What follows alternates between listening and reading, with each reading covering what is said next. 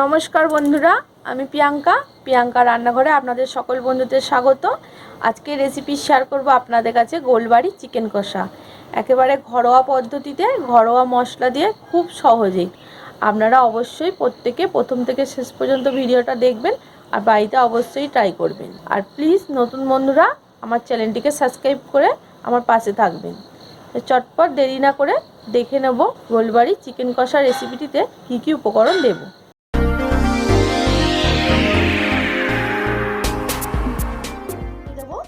এখানে চিকেন নিয়েছি আমি 400 গ্রাম।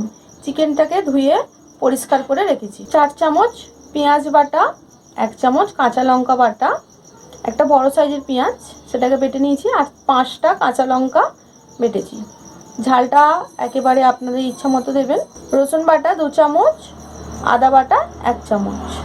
যে পরিমাণ রসুন দেবেন তার কিছু পরিমাণ আদাটা কম।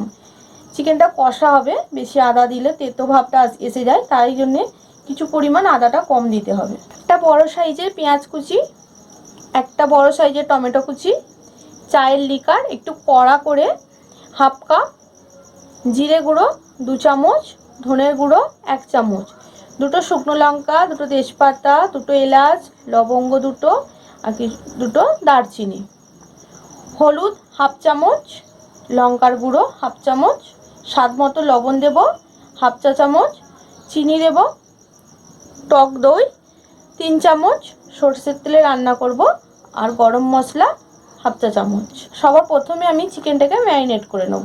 চিকেনটাকে ম্যারিনেট করার জন্যে সবার প্রথমে দিয়ে দেব হাফ চামচ লবণ, দিয়ে দেব টক দই, দিয়ে দেব লঙ্কার গুঁড়ো, হলুদের গুঁড়ো, ধনে গুঁড়ো,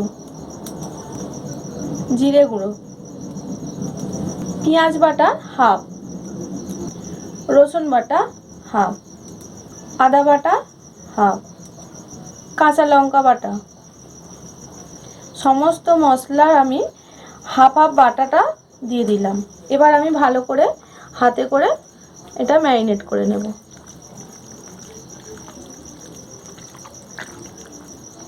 হাত ছাড়া একেবারে ম্যারিনেট করা অসম্পূর্ণ। খুব ভালোভাবে ম্যারিনেট করতে গেলে হাত দিয়ে ম্যারিনেটটা করতে হবে। সব কিছু মশলা দিয়ে ভালোভাবে ম্যারিনেট করে নিয়েছি। এবার আমি কমপক্ষে এটা আমি 1 ঘন্টা রেখে দেব।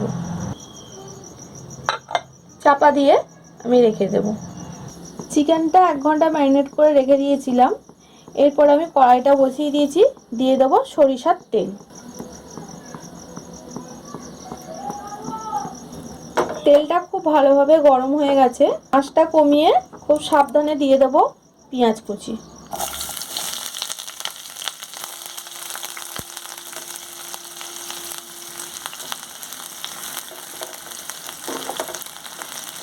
গ্যাসের জোরটা বাড়িয়ে দিয়ে পেঁয়াজটা আমি বেরেস্তা বানিয়ে নেব।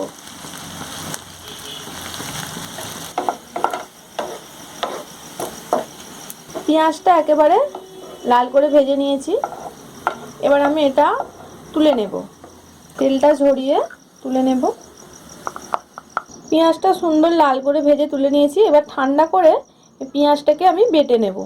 মিক্সিতে বা শিলনোড়াতে বাটলেই হবে। এবার আমি দিয়ে দেব আরও 2 চামচ তেল। তেলটা খুব ভালোভাবে গরম হয়ে গেছে। দিয়ে দেব তেজপাতা, দিয়ে দেব শুকনো লঙ্কা, এলাচ, দারচিনি, লবঙ্গ।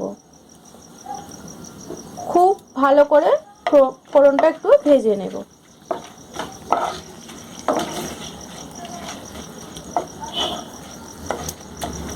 ফোড়নটা খুব ভালোভাবে গন্ধ উঠেছে।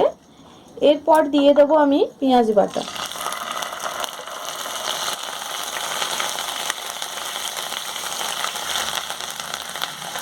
গ্যাসটা হালকা রেখে মশলাটা খুব ভালো করে কষিয়ে নিতে হবে। এবার দিয়ে দেবো রসুন বাটা, আদা বাটা, কাঁচা লঙ্কা বাটা।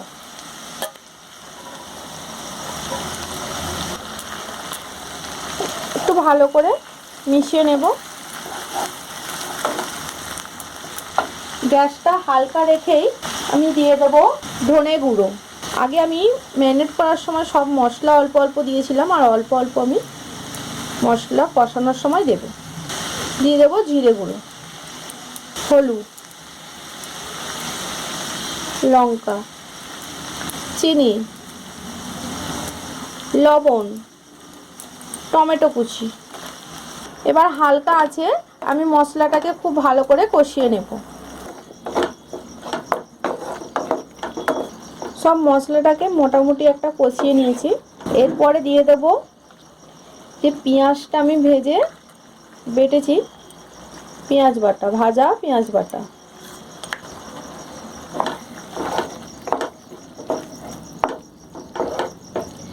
একদম হালকা আছে আরও 2 মিনিট আমি কষিয়ে নেব মশলাটা। মশলাটা দেখে বোঝা যাচ্ছে মশলাটা কষানো হয়ে গেছে, মশলা থেকে তেল ছেড়ে এসেছে। এবার আমি দিয়ে দেবো ম্যারিনেট করা চিকেনটা।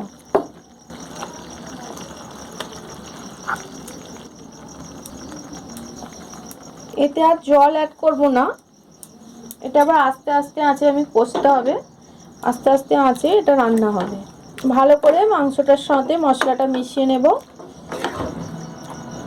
সমস্ত কিছু মশলা, নুন, চিনি সব কিছুই দেওয়া আছে, আর কিছু দিতে হবে না এখন।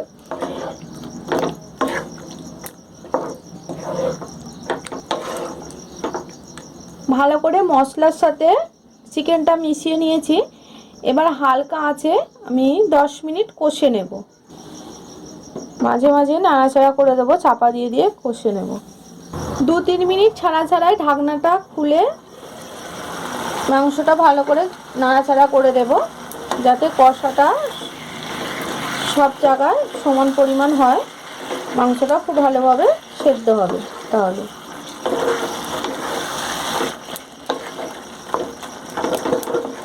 আঁচটা থাকবে লো টু মিডিয়ামে।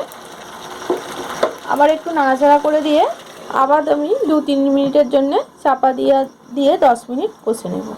চিকেনটা আমি 10 থেকে 12 মিনিট কষিয়ে নিয়েছি হালকা হালকা আছে। এবার আমি খুলে দেখবো গ্রেভিটা আর চিকেনটা কতটা সেদ্ধ হয়েছে, গ্রেভিটা কতটা আছে। দেখুন খুব সুন্দর কষানো হয়ে গেছে মাংসটা, মাংস থেকে তেল বেরিয়ে এসছে এবং মাংসটা বেশ নরমও হয়ে এসেছে।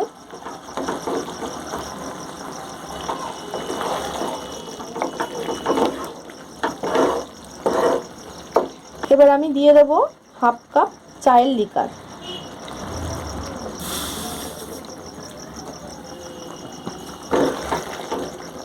ভালো করে মিশিয়ে নেব চিকেনের সাথে, আর হালকা আঁচে আরও 3 থেকে 4 মিনিট কষিয়ে নেব। চায়ের লিকারটা দিয়ে 5 মিনিট আরও কষিয়ে নিয়েছি। এবার ঢাকনাটা খুলে দেখব গ্রেভিটা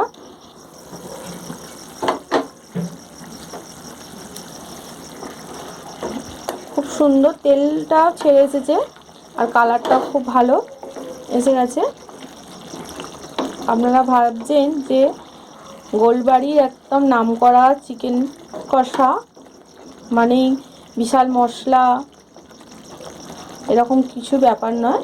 একদম বাঙালি স্টাইলে ঘরোয়া পদ্ধতিতে বাড়ি থাকা মশলা দিয়েই আপনারা সহজেই বাড়িতে বানিয়ে নিতে পারেন নামকরা গোলবাড়ির স্টাইলে মাংস কষা। চিকেন কষাটা একেবারে তৈরি হয়ে গেছে। এবার আমি দিয়ে দেব গরম মশলা।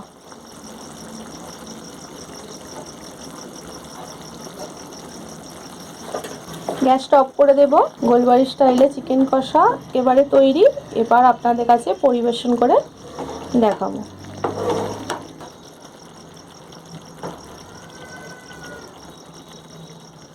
ঢাকনাটা খুলে দেখব 2-3 মিনিট পরে, ঠান্ডা হয়ে যাওয়ার পরে কালারটা কীরকম এসেছে দেখুন, খুব সুন্দর কালার এসে গেছে।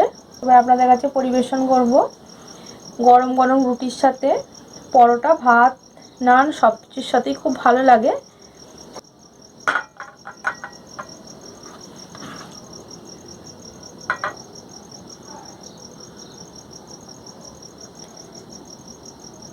ভীষণই ভালো লাগে খেতে, আর গন্ধটা তো খুব সুন্দর উঠেছে, খেতেও খুব ভালো হবে।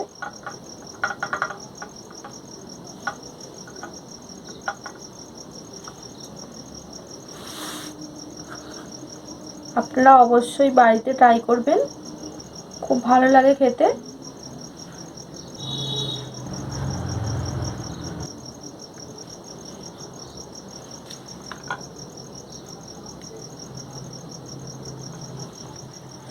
খুব সহজেই গোলবাড়ির চিকেন কষা আপনাদের কাছে শেয়ার করলাম। আপনারা অবশ্যই বাড়িতে ট্রাই করবেন আর কমেন্টে জানাবেন রেসিপিটি কেমন লাগলো।